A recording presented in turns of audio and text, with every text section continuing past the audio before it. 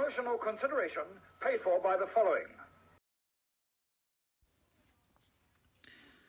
Hello and welcome to another quick shot review for more movie mayhem featuring the film Gran Turismo. As ever, you are the Cheap Shot Nation. I am your host Luke, and this film is 2023 release and is a 12A, and it is 2 hours and 15 minutes long.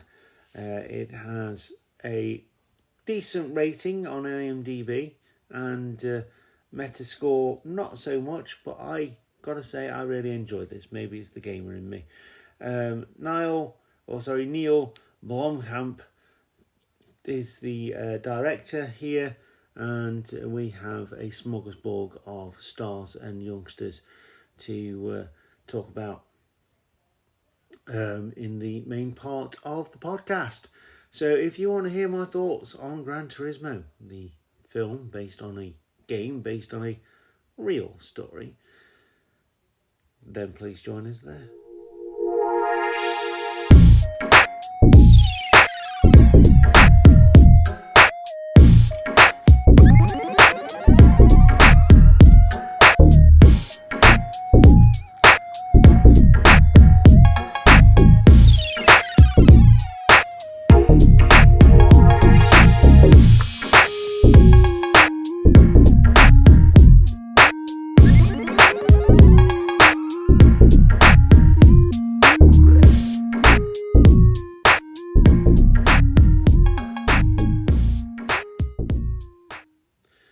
Gran Turismo follows the adventures of Jan Mardenborough, a young teen who is in a family full of football fanatics, where his dad used to play for Cardiff City, and his younger brother, his younger brother,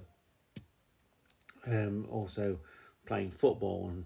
And it's really hard for Jan to express how much he doesn't like football, and that, he wants the support of his family when it comes to making his own decisions. And I think that's something that we all go through in life.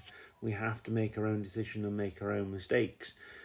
It is based on the unbelievable true story, inspiring a team of underdogs to a struggling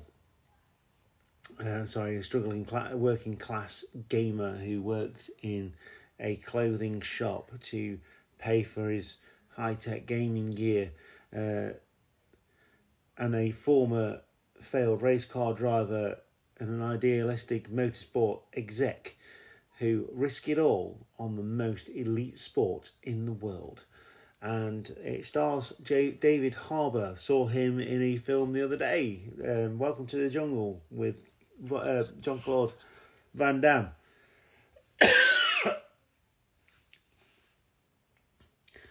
And Orlando Bloom, he hasn't been around for a while as far as I can tell, and that is a travesty, because although he hams it up here because he hasn't been around for a while, it's actually really good. David Harbour seems to be doing the rounds with everything at the moment. I think he played Santa in a film not long ago as well. Archie Madekwe plays Jan. Takehiro Hira plays Kasunure Yamaguchi. I hope I said that right.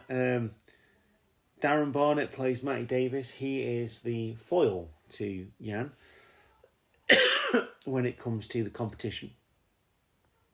Jerry Halliwell plays Leslie Mardenborough. This is not a good performance. This is probably the worst casting decision, knowing that there's all these wonderful actors that could play this role. And it's not a very big role, but it went to Jerry Halliwell, or Jerry Horner, as it were. And she is horrible in this film. And it doesn't bring the film down because you don't see her very often. But yeah, she's not great. And Digimon Honsu plays Steve Mardenborough. You've obviously got the other team members as well, playing a part in this, and there's also a girl, because there's always a girl, isn't there?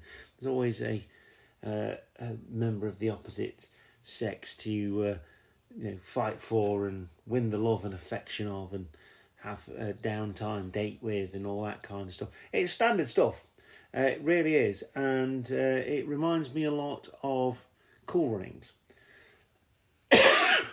The underdog who couldn't and probably shouldn't be given this race driving contract because they've never actually driven a real car. Like Cool Runnings, they're from Jamaica. They've never been to somewhere cold. Why would they be doing the bobsledding? Well, that film is awesome, and it's still awesome today, and people love it. And I think in years to come, this will have that effect. It is really good. I hope they leave it here, though, because it was interesting in the fact that, it was a true story. And, it's obviously hammed up for film audience, for movie audiences, but it's really good. The driving sequences are excellent. The sense of peril as the drivers are reaching 300 kilometers per hour, going round corners and trying to overtake people, and the graphics they use are the ones that are from the game, and it's really cool. And I just loved this film. I just really, really loved this film.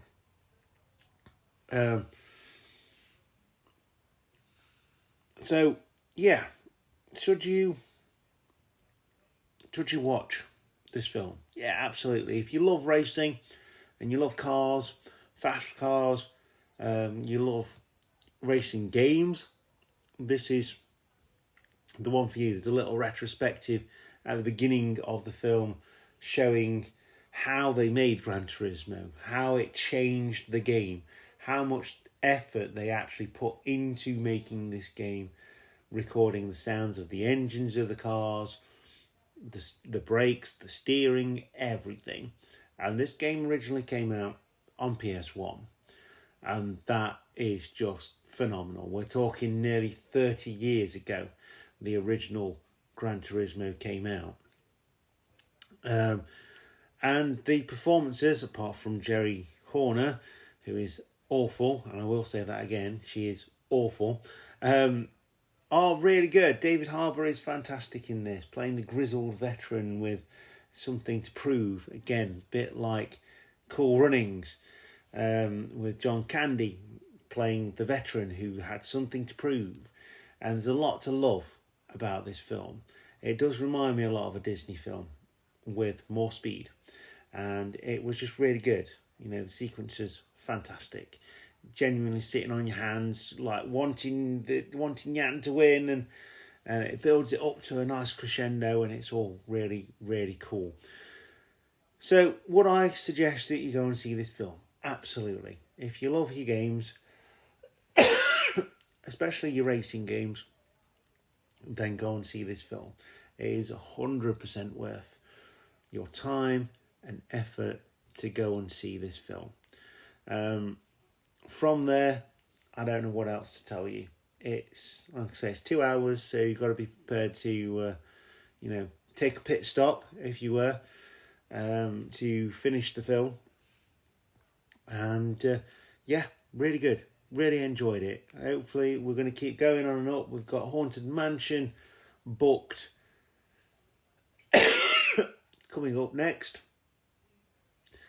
And not one I'm particularly looking forward to, but like I say, it could be a sleeper hit. Barbie was. So was Gran Turismo and Ninja Turtles. So why not? Anyway, film fans, I will see you next time. Thank you very much for listening. Goodbye.